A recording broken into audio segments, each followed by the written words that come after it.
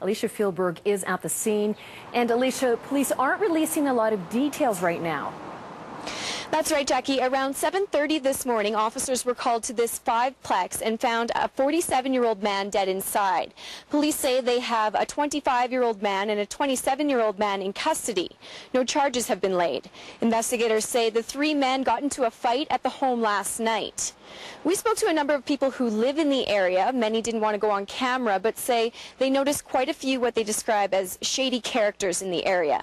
And this isn't the first suspicious death in this neighborhood. Last year, a man was murdered in an apartment complex just down the street. Neighbors say they're shocked by the news of this recent death, but most say they still feel safe. Well, it's never good to have something like this happen in your neighborhood, but we've lived here over 10 years. We're comfortable with the neighborhood. We're confident with our police force. I wouldn't have any problem. I don't think we mix with the type of people that maybe would cause most of these problems.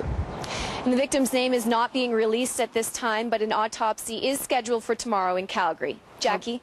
Thank you, Alesia. The barns are way over there. The hay shed, it burned. Joanne Scott has lived on this small farm for nearly 30 years. Now half of it is ashes. We lost our kitty cats, then we lost our bunkhouse, and we lost a chicken house and a granary. Fire ripped through the Fort Macleod region Wednesday afternoon, quickly spreading east because of high wind.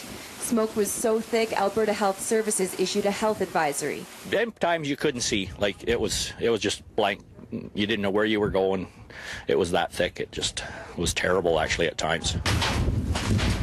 Emergency crews from several surrounding areas, Hutterite colonies, and the Piikani Nation battled the blaze throughout the night and remained today to knock down isolated fires. 4 firefighters were treated for injuries, including smoke inhalation and exhaustion. We would have never got these fires out without this effort by everyone. Crews managed to save all houses in the path of the fire. Only the porch door of Scott's home was burned. Kind of numb for a few minutes, you know, like you got to get your bearings like. Fire investigators suspect improper disposal of wood stove ashes sparked the blaze. The municipal district is under a fire ban, and officials are urging everyone to take precautions, especially under times of high winds. No open fires, no welding, no disposal of any burning materials. It is dangerously a high fire hazard in the MD of Willow Creek and surrounding area. Those affected by the fire are now relying on family, friends, and neighbors to help them pick up the pieces. There's a lot of cleaning up to do, but the colony, Grantham Colony, said they'd come and help us clean up this mess. Alesia Fieldberg, CTV News, near Fort Macleod. A blow dart to the leg, and the male black bear in this trap is down. Fish and Wildlife officers sedated the bear so they can prepare him for a monitoring program. Members of the community Bear Smart team also get in on the action. Bears are kind of, your charismatic, large mammals, so it's an opportunity that not many people get, and it's quite energizing to do that.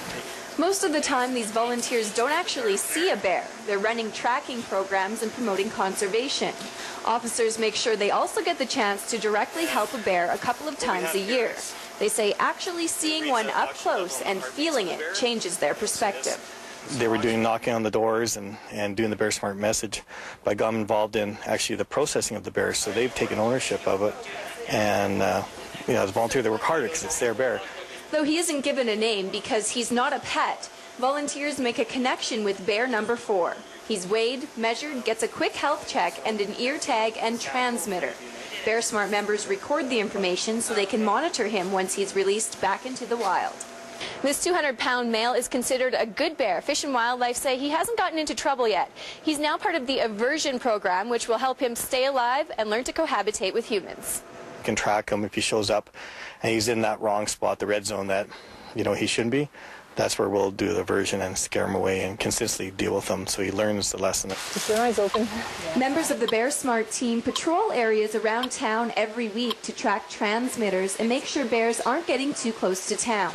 They say the excitement of an up-close encounter ironically motivates them to preserve a relationship with bears at a safe distance. It's just an interest in protecting the bears and protecting the safety of the residents in the pass.